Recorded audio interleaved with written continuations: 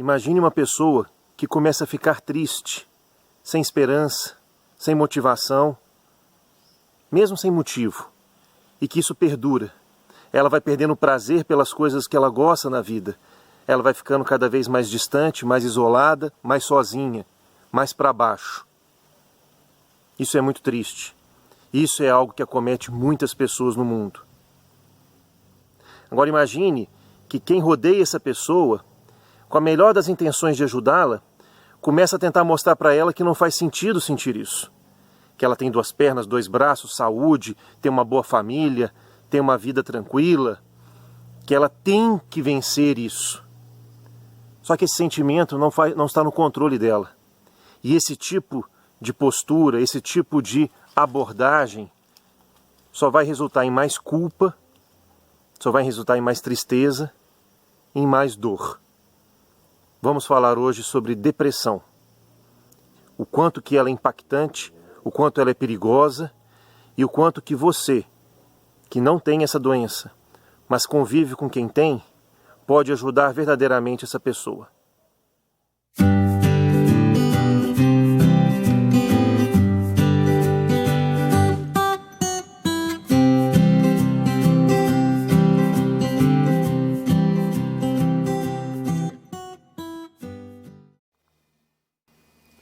Estima-se que cerca de 20% das pessoas no mundo sofrem ou sofrerão de depressão. A depressão é um dos maiores problemas de saúde pública do mundo e muito se deve pelo fato dela ser banalizada por muitos. Muitos não acreditarem que ela existe, acharem que é simplesmente uma questão de falta de força de vontade, falta de coragem para encarar a vida. Depressão é doença, depressão precisa de tratamento, depressão precisa de apoio. Entender o que é a depressão, quais são seus sinais de alerta e como abordar e conduzir essas pessoas é fundamental para que a gente possa realmente agregar quem a gente ama e que está sofrendo dessa doença. Todos nós temos altos e baixos, todos nós temos momentos de tristeza e momentos de alegria. Todos nós que passamos por luto ou por grandes tragédias pessoais, por conflitos pessoais, vamos ter momentos em que o nosso humor vai estar deprimido. Mas dentro de uma estrutura psíquica saudável, esse processo ele passa, o luto ele passa, ele se transforma. E aí vamos através de mecanismos como a resiliência, como a aceitação, trabalhando esses sentimentos e reestruturando a nossa vida.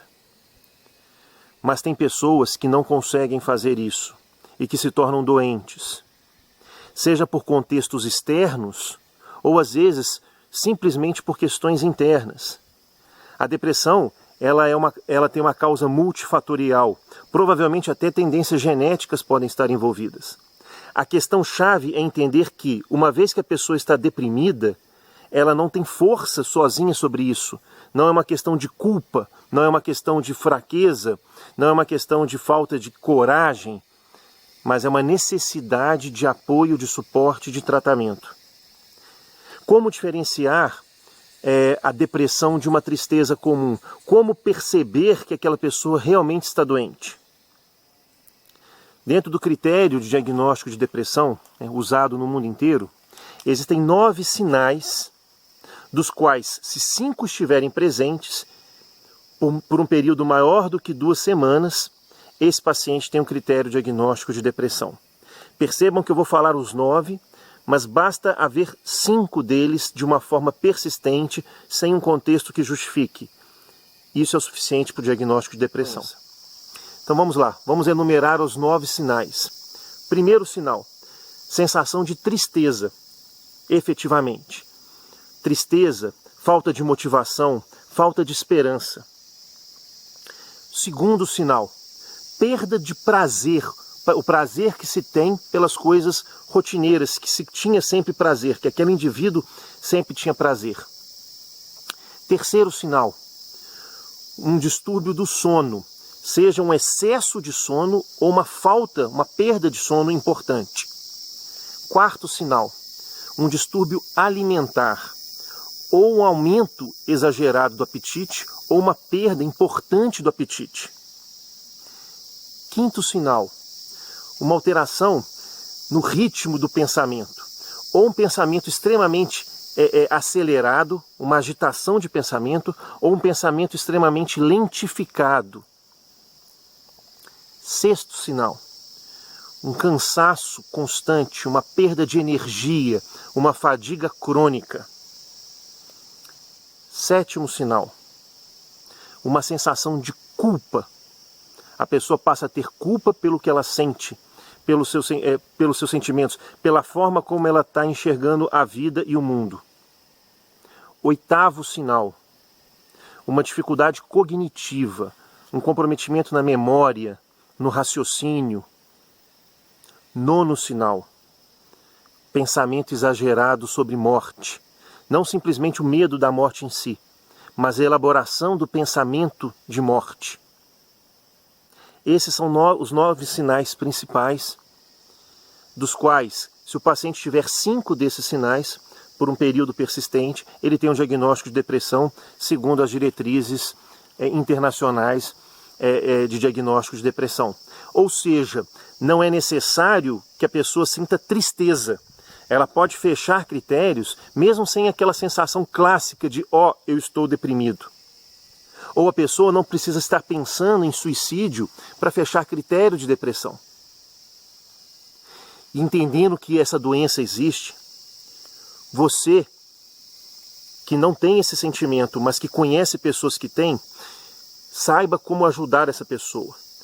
Não é trazendo ela para um pensamento positivista puro. Vamos lá, você consegue, você é forte, você tem energia, você tem vida, né? Levanta, sacode a poeira e dá a volta por cima. Essa pessoa está doente. Imagina alguém sofrendo de uma pneumonia, com dificuldade de respirar. Não adianta você falar, respira, respira, mais forte. Existe um problema ali que precisa de tratamento. Não existe uma lógica no raciocínio mais, no pensamento. Precisa haver suporte. Então apoie, dê carinho, dê auxílio e motive essa pessoa a procurar tratamento, a ter um suporte médico, um suporte psicoterápico. Encare essa doença com a seriedade necessária.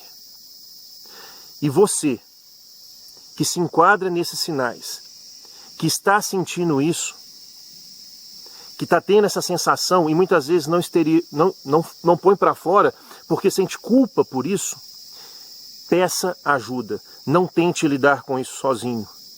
Isso é uma doença. E ela contamina o seu pensamento. Ela faz você achar, num extremo, que você sequer quer viver mais, que é melhor fugir dessa vida. Não caia nessa armadilha. Peça ajuda. Existem pessoas que estão dispostas a ajudar, porque ajudar é muito bom. E essa vida é muito preciosa e precisamos vivê-la com saúde. E encarar doenças orgânicas, puramente orgânicas, é muito mais fácil do que encarar doenças mentais, doenças psíquicas. Falamos de ansiedade, falamos de depressão. São os 2 maiores problemas de saúde pública do mundo. Precisamos encará-los como problemas.